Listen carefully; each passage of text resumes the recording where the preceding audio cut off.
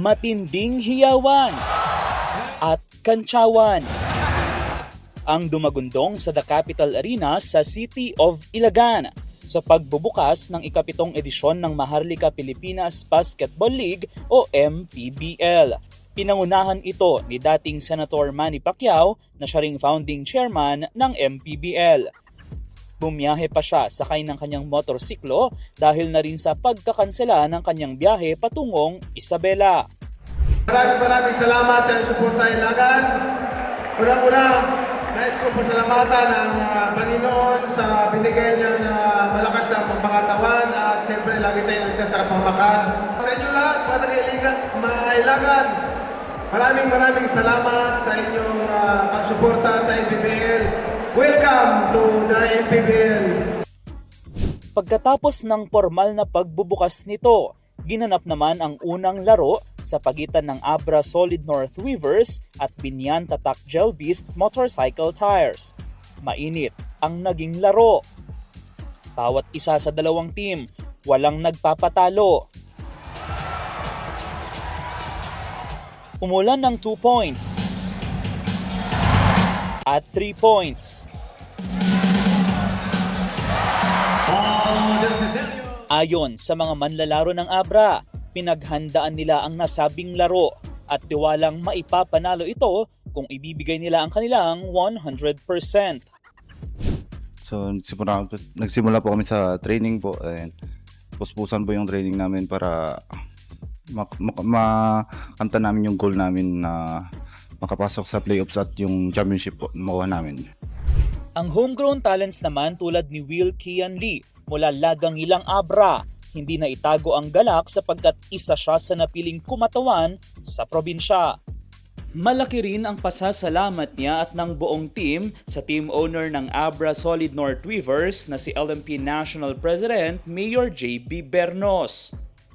Sobrang saya po kasi pangalan po ng probinsya mo yung bit-bit mo Kung talagang yung probinsya mo talaga kaya maganda po, masarap po sa pakiramdam. So, pasalamatan yung mga sumusuporta sa team po namin, yung mga families namin, yung bosses po namin. Salamat po sa lahat ng mga suporta sa amin po.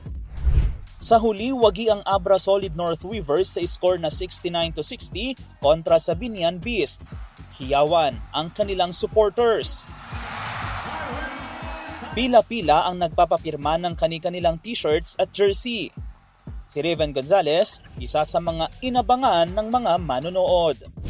Siguro yung na rin namin, yung working hard namin, palagi kami masipag and talagang sinasabi palagi ni coach na pag pumasok ka sa loob, effort lang effort, yun yung ginawa namin. Masaya po kami, pero hindi po kami contented. And yun nga, sinasabi po nila before game na yung first game po talaga yung mahirap, may tawid na panalo. Kaya ayun, masaya po kami na nagawa po namin yun. Pero yun pa nga, kulang pa po and marami po kaming mga pagdadaanan. Ang head coach nilang si Yong Garcia na batikan na sa larangan ng basketball, masaya sa naging resulta ng kanilang laro. Pero aniya, marami pa silang mga kailangang ayusin. Masaya kami dahil nakuha yung first game ng Abra Solid North Weavers, but still, anday pa rin namin dapat i-correct, especially both sa defense namin. Anday pa rin mga lapses and yung execution namin sa offense. Hopefully na makorek namin sa mga daring namin mga practices. Nagpapasalamat ako sa lahat ng sumusuporta sa Abra Solid North Weavers, especially kay Kong Mayor JB Bernos, kay Congresswoman Ching Bernos and family, and sa lahat ng mga tiga-Abra na sumusuporta at nagdadasal para sa team natin. Itinanghal namang player of the game si Dave Ildefonso na aniya ay hindi niya inakalang sa kanya mapupunta ang pagkilala. Nang tanungin kung ano ang aabangan pa sa kanya at sa mga susunod na laro. Siyempre, for me, masaya ako kasi as a team, winning is always fun. And lahat masaya. And hopefully, itong momentum namin mas madala namin sa next game, which is against Marikina in Binyan. And siguro itong end of this week lang is really sweet talaga kasi we were on the road for almost a week together. We played sa Abra Pocket Tournament and then we won that. And then now we ended our parang 1 week team building / road trip with a big win against Binyan.